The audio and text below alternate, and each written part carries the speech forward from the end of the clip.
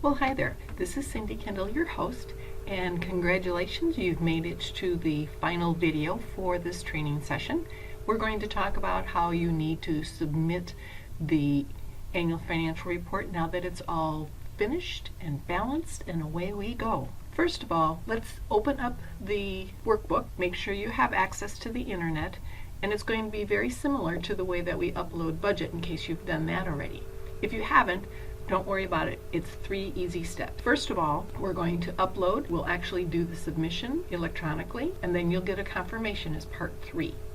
And this electronic process is now mandatory, so we want to make sure that you don't skip this step. So what do? First of all, you'll hit the Upload Annual Financial Report button, and that will automatically take you into the portal where this needs to go. And it looks like this.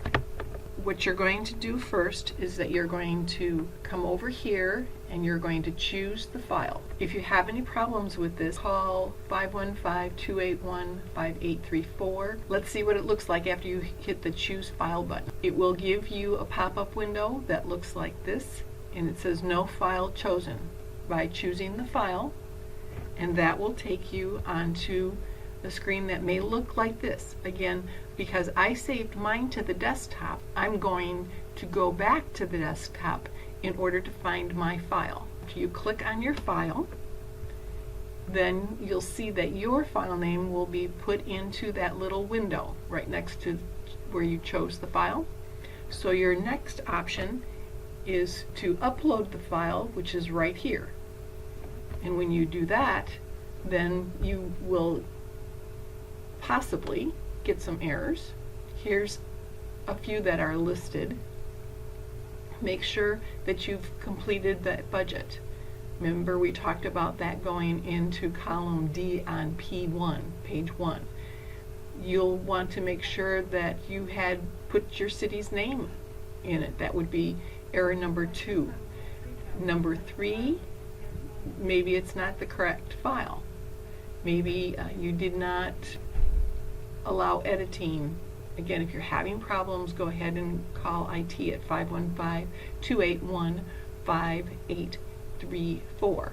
But if you do successfully submit a file and then you say, oh, wait a minute, I forgot I have to make this correction or something like that, then you're going to have to call IT and get some intervention.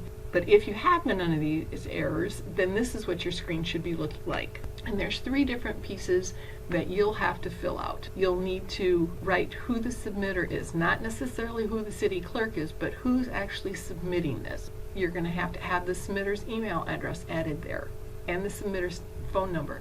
That way, if there's any problems, we can go directly to the submitter and find out what we need. As you can see, the gray areas on this screen, there are 4. The name of the city, the controlling county, and it's also reading the file to see what you put in for a beginning and ending cash balance, what your total revenues are, and what your total expenditures are.